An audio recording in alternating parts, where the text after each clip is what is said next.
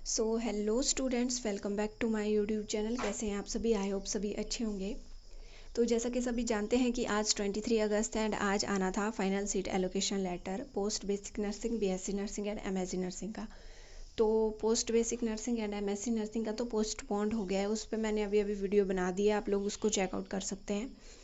And वो कब आएगा वो भी सब कुछ मैंने समझा दिया आपको, सारी डिटेल्स। एंड अब हम बात करेंगे बीएससी नर्सिंग के फाइनल सीट एलोकेशन लेटर की। तो आप लोग सीधा साइट पे आएंगे एंड आप लोग देख रहे होंगे कि यहाँ पे फाइनल सीट एलोकेशन लिस्ट जो है वो आ चुकी है बीएससी नर्सिंग के लिए। सो आपको सिंपली इस पर क्लिक करना है एंड इसको ओपन करना है, ठीक है। एंड यहाँ पे आप देख सकते हैं कि ये पूरी लिस्ट आ चुकी है।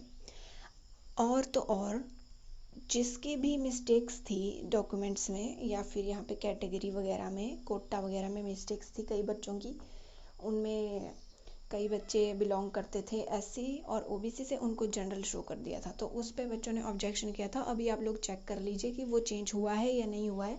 अगर चेंज हुआ होगा तो वेल एंड गुड है, अगर नहीं हुआ होगा चेंज तो भी आप लोग कमेंट बॉक्स में बता देना कि कुछ चेंजेस हुए हैं, तो भी बता देना, नहीं हुए होंगे तो भी बता देना, ठीक है।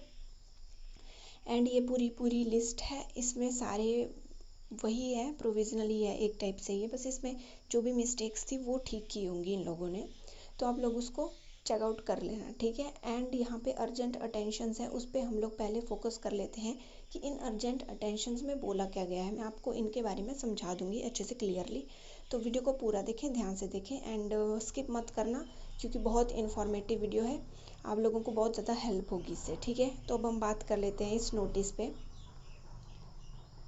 तो अब हम बात कर लेते हैं अर्जेंट अटेंशंस की। तो इसमें बोला है सिंपली कि ये इन्फॉर्म किया जाता है सभी कैंडिडेट्स को कि फाइनल सीट एलोकेशन आ चुकी है फर्स्ट राउंड काउंसलिंग की। एंड इसमें एक इम्पॉर्टेंट टॉपिक पे बात हुई है कि जो भी रिजर्व्ड कैंडिडेट्स हैं, जो भी एसटी एससी ओबीसी से बिलोंग करते हैं, अगर उनको सेम कॉलेज मिलता है और कोर्स भी सेम मिलता है अंडर यूआर, इसका मतलब ये है कि अगर उनको जनरल की सीट मिलेगी इस मेरिट लिस्ट में तो उनको उसी सीट में गिना जाएगा, ठीक है। अगर किसी का मेरिट नंबर जनरल वाले बच्चे से ज़्यादा होगा तो उसको जनरल की ही सीट मिलेगी और जनरल वाला बच्चा रह जाएगा, ठीक है। अगर कोई एससी एसटी और ओबीसी वाला बच्चा ज़्यादा मार्क्स ले लेता है, मेरिट नंबर उसका ज़्यादा होता है जनरल वाले से, तो उस जनरल वाले की सीट उस दूसरे बच्चे को मिल जाएगी, चाहे जनरल वाले के भी मार्क्स उनके बराबर ही हो फिर भी। तो ये चीज़ आप लोगों को यहाँ पे ध्यान से देखनी है, ध्यान देना है इस बात पे, ठीक है। और उस बच्चे को जो भी सीट अलॉट हो जाएगी वो हो जाएगी, फिर जनरल वाले ऐसा नहीं बोल सकते हैं कि हमारी सीट आपने रिजर्व्ड वालों को दे दी, ठीक है, ऐसा कुछ नहीं होगा। मार्क्स के बेसिस पे रिजर्व्ड वालों को भी अनरिजर्व्ड की सीटें मिल सकती हैं। एंड नीचे लिखा है कि जितने भी कैंडिडेट्स हैं वो सेकेंड राउंड में पार्टिसिपेट कर सकते हैं। अगर उन्होंने एडमिशन ले लिया है फिर भी वे सेकेंड राउंड में ले सकते हैं एडमिशन, मतलब सेकेंड राउंड में भी वो लोग पार्टिसिपेट कर सकते हैं बिना किसी रुकावट के। एंड अगर मान लो उन्हें फर्स्ट राउंड में कोई कॉलेज अलॉट हुआ है एंड सेकेंड राउंड में भी उनको सेम ही कॉलेज अलॉट हो गया, देन उनको लेनी पड़ेगी एडमिशन। अगर ऐसा हुआ कि फर्स्ट राउंड में उनको एक कॉलेज अलॉट हो गया, सेकेंड राउंड में कोई और कॉलेज अलॉट हो गया, तो उनको उन दोनों में से किसी एक में एडमिशन लेना ही पड़ेगा। लेकिन अगर आपको कोई भी कॉलेज अलॉट हुआ है और आपने एडमिशन ले लिया, देन उसके बाद आप सेकेंड राउंड में पार्टिसिपेट नहीं कर पाओगे, तो आपको एडमिशन नहीं लेना है, सिर्फ और सिर्फ आपको रिपोर्ट करना है कॉलेज में जाकर, सिर्फ अपने डॉक्यूमेंट्स को दिखाना है, आपको ये सीट अलॉटमेंट लेटर दिखाना है कि हमें आपका कॉलेज मिला है बट हम सेकेंड राउंड में पार्टिसिपेट करना चाहते हैं, ठीक है।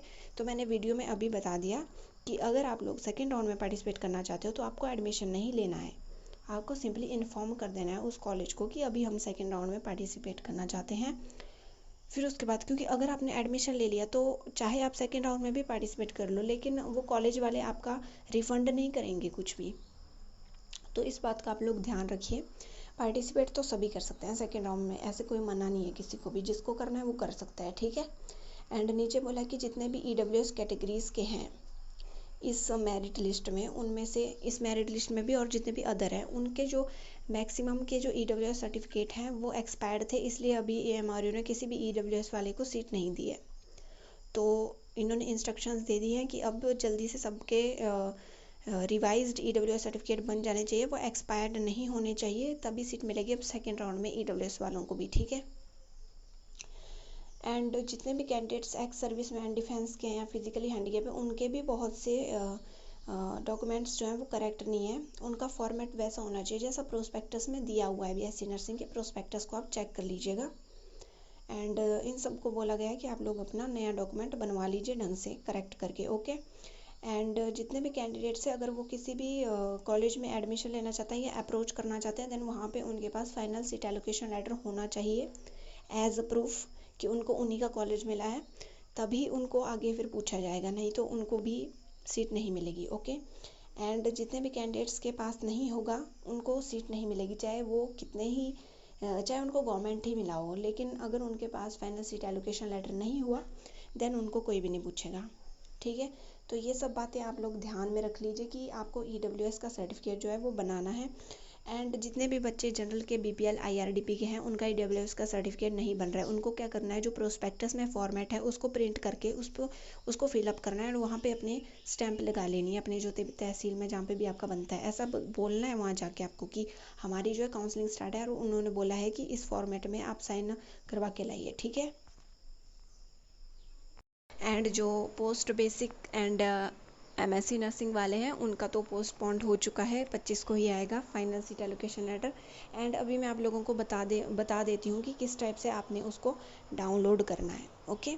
अपना जो आपका आया होगा फाइनल सीट एलोकेशन लेटर, उसको आपने किस तरह से डाउनलोड करना है, एक्सेप्ट करना है, रिजेक्ट करना है। उस पर वैसे तो मैंने वीडियो बना दी हुई है, उसी को देख लेना आप। उसमें बताया मैंने कि आपको ऊपर जो एप्लीकेंट ऑफर होता है उस पर क्लिक करना है, वहाँ पे आपको सीट एलोकेशन लेटर आएगा, आपने सिंपल उसको एक्सेप्ट करना है और कुछ नहीं करना है, ठीक है। एंड उसको डाउनलोड कर लेना है, बस इतना काम करना है। अब ज़्यादा झंझट नहीं है यस और नो का।